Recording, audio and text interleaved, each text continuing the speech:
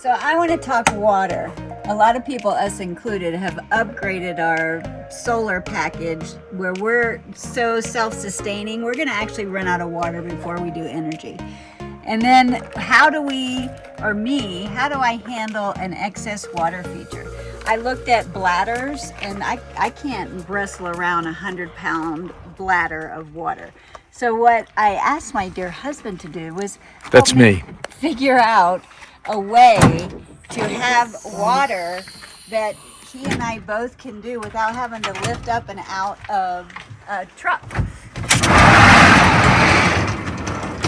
We got a low profile 24-gallon water supply holder.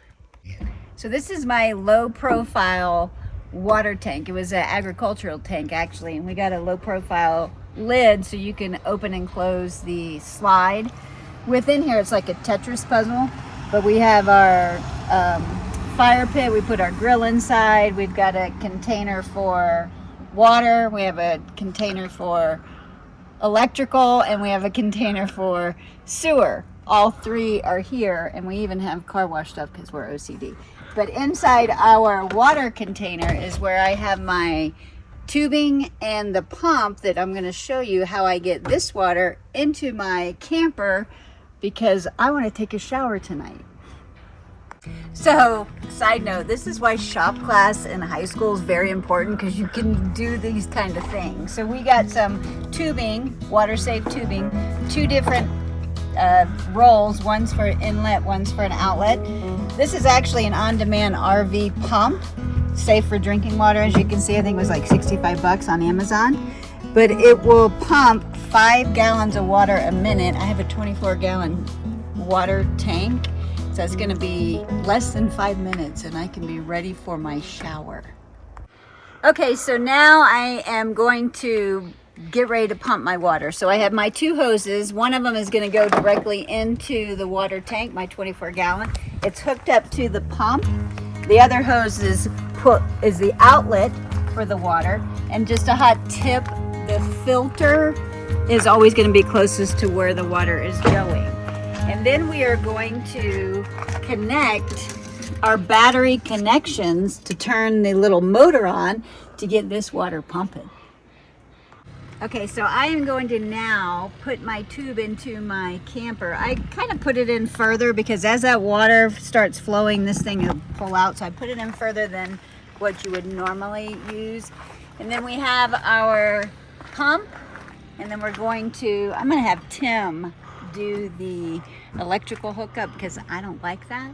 This is the other end. I'm going to go ahead and put this in the tank, but I will say this, we're going to get a PVC pipe that we can connect to this tube because it wants to curl inside the tank, and I want it to sit straight down at the bottom, and it would be more efficient that way.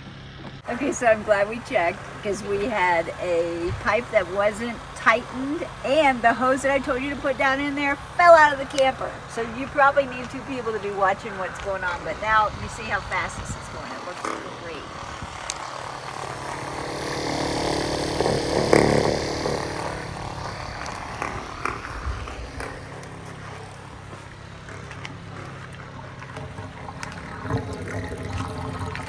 So we are still pumping water, but I want to go check what this tank looks like because I